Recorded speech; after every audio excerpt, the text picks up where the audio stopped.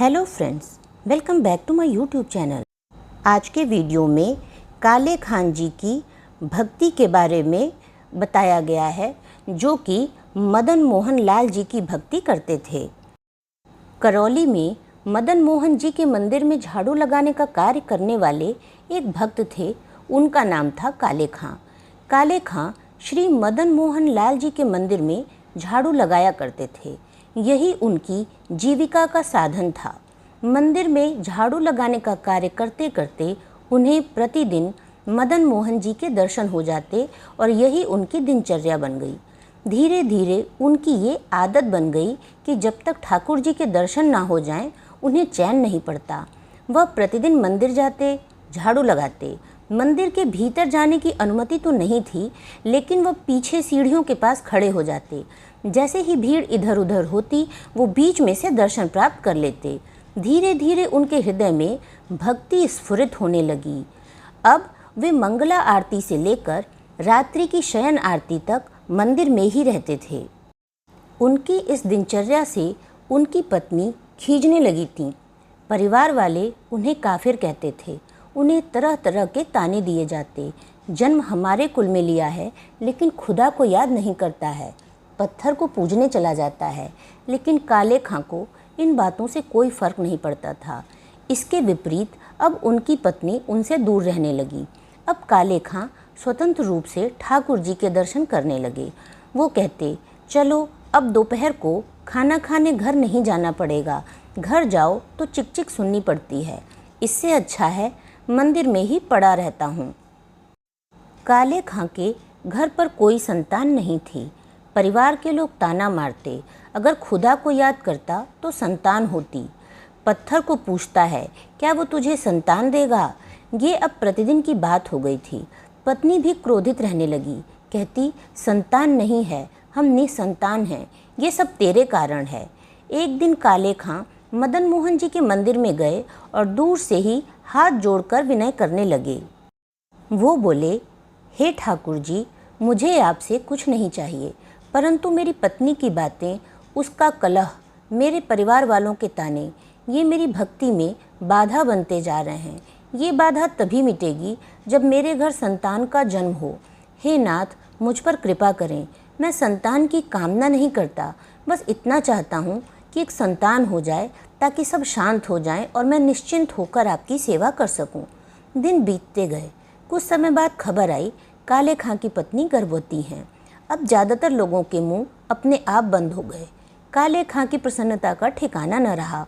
वो कहने लगे, देखो, तुम कहते थे खुदा को याद करो, लेकिन ये संतान मेरे मदन मोहन जी ने भेजी है और जल्द ही उसका आगमन होगा।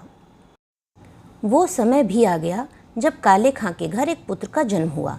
काले खां बहुत प्रसन्न हुए, परंतु ये प्रसन्नता केवल इसलिए थी कि अब उनकी पत्नी और परिवार वाले संतुष्ट हो गए थे। अब वो पूरी तरह ठाकुर जी की सेवा में लग सकते थे। समय बीतता गया। उनका पुत्र 8 साल का हो गया। एक दिन वो अपने मित्रों के साथ यमुना नदी के किनारे खेल रहा था। तभी एक सर्प ने उसे डस लिया। वो नीला पड़ गया और बेहोश हो गया। बच्चे दौड़ते दौड़ते काले खां के घर गए। काले खां उस समय मंदिर में थे।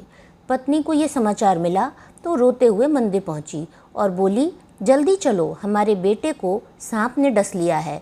वो नदी के किनारे बेहोश पड़ा है। मैं जा रही हूँ, तुम किसी ओझा को लेकर आओ, नहीं तो हमारा बेटा मर जाएगा। परंतु काले खां ठाकुर जी की श्रृंगार आरती में व्यस्त थे। पत्नी ने देखा कि वो अभी भी आरती में ही लीन हैं। वो फूट फूट कर रो पड़ी, अभी यहीं खड़े हो, हमारा बेटा मरने वाला है और तुम आरती कर रहे हो। अगर देर हो गई तो कोई झाड़ फूंक वाला नहीं पहुंचा तो वो मर जाएगा। अगर उसे कुछ हुआ तो देख लेना, मैं तुम्हें और तुम्हारे मदन मोहन को नहीं छोड़ूंगी। इतना कहकर वो चली गई। काले खां वहीं खड़े रहे। उनकी आंखों में आंसू बहने लगे, लेकिन ये दुख पुत्र के लिए नहीं था। वो ठाकुर जी से बोले, हे ठाकुर जी, क्यों मुझे चैन से नहीं बैठने देते? मुझे पता है ये सब आपकी लीला है, आप मुझे परख रहे हैं, लेकिन मुझे ये दृढ़ विश्वास है कि मेरा पुत्र आपने दिया है और आप ही उसे बचाएंगे। आरती समाप्त होने के बाद काले खां यमुना किनारे पहुँचे। वहाँ भीड़ लगी थी। पत्नी पुत्र के पास बैठी विलाप कर रही थी।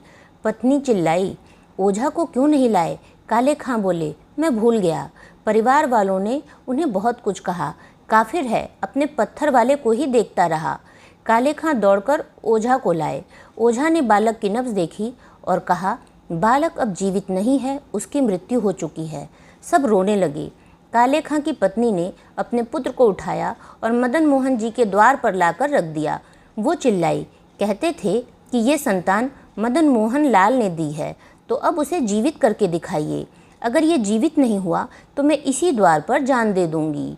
तुम्हें, तुम्हारे भगवान को और पूरे परिवार को नष्ट कर दूंगी। तब काले खां ने ठाकुर जी की ओर देखा और भाव विभोर होकर कुछ पंक्तियां कहीं।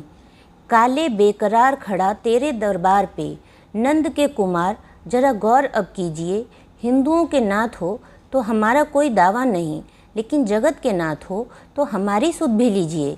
जैसे ही उनके नेत्रों से अश्रुधारा गिरी, काले खां का पुत्र, जिसका शरीर नीला पड़ चुका था, धीरे धीरे श्वेत होने लगा। उसने आंखें खोली, उठकर बैठ गया और बोला, अब्बा, अम्मी, वो कहाँ गया जो मेरे पास खड़ा था?